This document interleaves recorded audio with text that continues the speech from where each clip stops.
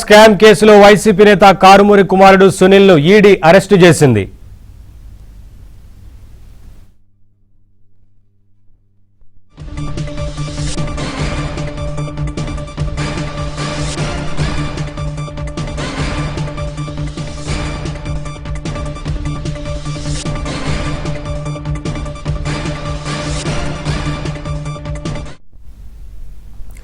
AP liquor రవాణా scam కేసులో YCP నేత కారుమూరి కుమారుడు సునీల్ ను ఈడీ అరెస్టు చేసింది.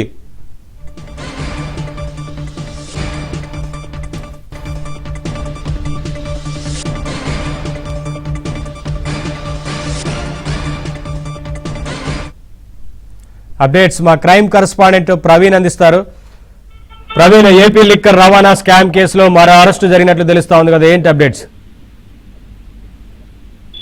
ఏపీ లిక్కర్ స్కామ్ కేసులో ఇప్పటికే ఈడీ కొనసాగుతుంది. ఇప్పటికే ఇద్దరు నిందితుల్ని ప్రధానంగా కీలక పాత్ర పోషించినటువంటి ఇద్దరు నిందితుల్ని అరెస్ట్ చేసి జ్యుడిషియల్ రిమాండ్ కు తరలించారు. మూడో అరెస్టు కూడా కొనసాగింది. ప్రస్తుతం ఏపీ లిక్కర్ కేసులో కారుమూరి నాగేశ్వరరావు కొడుకు సునీల్ ను కొద్ది నిమిషాల క్రితమే ఈడీ అధికారులు అరెస్ట్ చేసి ఈడీ కార్యాలయానికి కూడా తరలించినటువంటి పరిస్థితి కనపడుతుంది. మరికొద్దిసేపట్లోనే నాంపల్లి ఈడీ కోర్టు ముందు హాజరుపరిచిన తర్వాత జ్యుడిషియల్ రిమాండ్ కూడా తరలించే అవకాశం అయితే కనిపిస్తుంది. ఇందులో ముఖ్యంగా ఏదైతే ఈ రవాణా ఈ లిక్కర్ ట్రాన్స్పోర్టేషన్ వ్యవహారంలోనే దాదాపు కోట్ల రూపాయల వరకు కూడా అవినీతి జరిగిందనేటువంటి అంశాన్ని కూడా గుర్తించడం జరిగింది.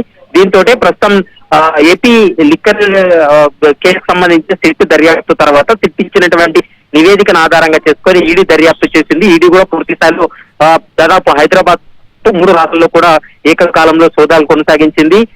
ఏపీ లిక్కర్ స్కామ్ సంబంధించినటువంటి మరొక కేసు ఇది మనం భావించాల్సి ఉంటుంది. ఈ రెండో కేసులో ఈ లిక్కర్ రవాణాలో కూడా అక్రమాలకు పాల్పడ్డారు, ఈ ప్రభుత్వానికి రావాల్సినటువంటి ఆదాయాన్ని వీళ్ళు గండి కొట్టారనేటువంటి అంశాన్ని కూడా ప్రధానంగా ఈడీ తన దర్యాప్తులో వెల్లడించింది. కాబట్టి ప్రస్తుతం అయితే వాసుదేవ్ రెడ్డితో పాటు రాజకేశ్ రెడ్డిని కూడా అరెస్ట్ చేసి జ్యుడిషియల్ రిమాండ్ కు తరలించారు.